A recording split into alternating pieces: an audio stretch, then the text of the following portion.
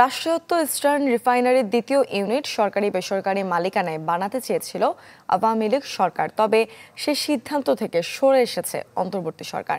এখন মেগা এ প্রকল্প বাস্তবায়নে অর্থায়ন করবে বিপিসি, সাথে নেওয়া হবে ঋণ।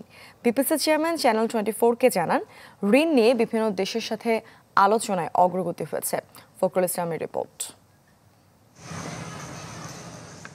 জ্বালানি তেল পরিশোধনকারী একমাত্র রাষ্ট্রায়ত্ত প্রতিষ্ঠান ইস্টার্ন রিফাইনারির দ্বিতীয় ইউনিট নির্মাণে অংশীদার খুঁজেছিল ক্ষমতাচ্যুত আওয়ামী লীগ সরকার। এই সুযোগকে পুঁজি করে জ্বালানি খাত করায়ত্ত করতে চায় বিতর্কিত ব্যবসায়ী গ্রুপ এস আলম।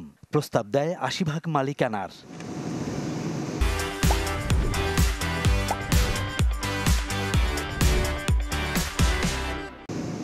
এস আলমের অস্বাভাবিক এই প্রস্তাব নাকচ করে দেয় অন্তর্বর্তীকালীন সরকার।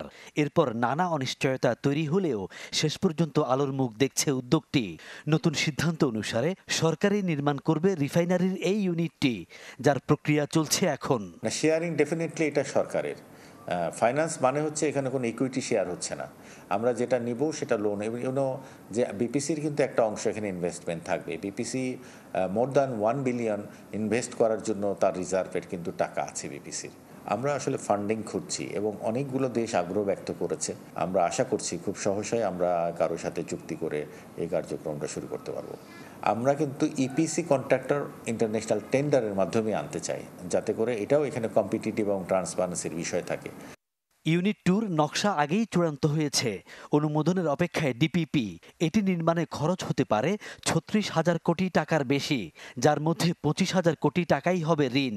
বর্তমান কর্তৃপক্ষ আন্তরিকভাবে এবং অত্যন্ত কার্যকর পদক্ষেপ নিয়েছেন। আগ্রহী প্রতিষ্ঠান আগ্রহপত্র ব্যক্ত করেছে, আমরা যতদূর জানি। তো এখান থেকে হয়তো কম্পারেটিভ একটা বেসিস বা আমাদের কর্তৃপক্ষ যেটা ভালো মনে করবে, এটি ফাইন্যান্সিং কনফার্ম হলে আমাদের প্রকল্প আমরা আশা করছি অনুমোদন হয়ে এটা দ্রুততম সময় এটিও আমাদের বাস্তবায়ন শুরু হবে বলে আমরা আশা করছি। চট্টগ্রামের পতেঙ্গায় ইআরএল নির্মিত হয় ১৯৬৮ সালে, যার বর্তমান পরিশোধন ক্ষমতা ১৫ লাখ টন। নতুন ইউনিট হলে সেই ক্ষমতা দাঁড়াবে ৪৫ লাখ টনে। বিশেষজ্ঞরা বহুদিন ধরে বলে আসছিলেন, জ্বালানি খাতে খরচ সাশ্রয় ও স্থিতিশীলতার জন্য দেশে মজুদ ক্ষমতা দরকার অন্তত ৬০ লাখ টন। ফখরুল ইসলাম, চ্যানেল 24, চট্টগ্রাম।